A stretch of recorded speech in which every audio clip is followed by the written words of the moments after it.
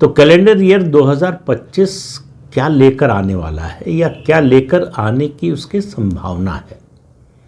मेरी नज़र में ये 2025 का जो कैलेंडर ईयर है ये भारत की राजनीति और भारत के समाज में एक बड़े परिवर्तन की शुरुआत करेगा।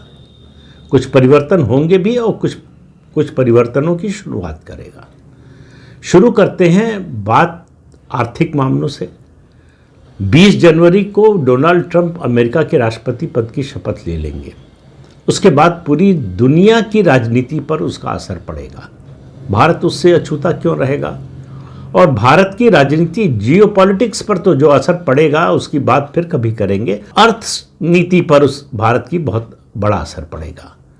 तरह तरह की आशंकाएं जताई जा रही हैं। कनाडा को लेकर और चीन को लेकर वो उन्होंने घोषित कर ही दिया है कि टैरिफ बढ़ाएंगे। भारत को लेकर भी आशंका है कि बढ़ेगा, लेकिन शायद बाकी देशों की तुलना में कम बढ़ेगा। जो भी है, जितनी अनसर्टेनिटी बनी हुई है, अनिश्चितता बनी हुई है, वो सब साफ हो जाएगी। भारत और अमेरिका के संबंध कैसे होंगे, उससे ज़्यादा मैं कह रहा हूँ प्रधानमंत्री नरेंद्र मोदी और राष्ट्रपति डोनाल्ड ट्रंप के संबंध कैसे होंगे, इसका निर्धारण 20 जनवरी के बाद हो जाएगा। तो इसी साल में 2025 में ये होगा। और जो संकेत हैं उसमें लग रहा है कि ये दोस्ती और ज़्यादा प्रगाढ़ होगी और ये संबंध और ज़्यादा आगे बढ़ेंगे और दोनों के लिए बेनिफिशियल होंगे। देखिए, अंतर्राष्ट्रीय जगत में ये कहा जाता है कि कोई जो है परमानेंट दोस्त या दुश्मन नहीं होता। जो परमानेंट होता है वो सिर्फ एक चीज़, और वो है आपका सेल्फ इंटरेस्ट। तो जो अगर म्यूचुअल इंटरेस्ट कहीं पर मिलता है तो समझिए कि फिर वो सोने में सुहागा का काम करता है।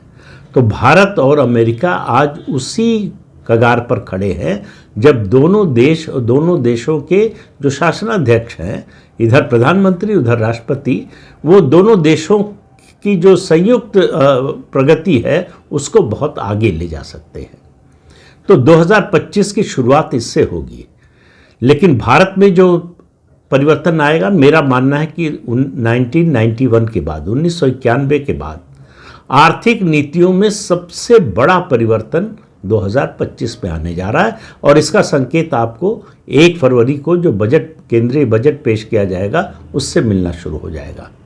भारत में बड़े आर्थिक सुधारों के कदम जो है इस बजट और उसके बाद आने वाले समय में उठाए जाएंगे। उसकी वजह क्या है? उसकी वजह, सबसे बड़ी वजह, 2047 में अगर भारत को विकसित राष्ट्र बनाना है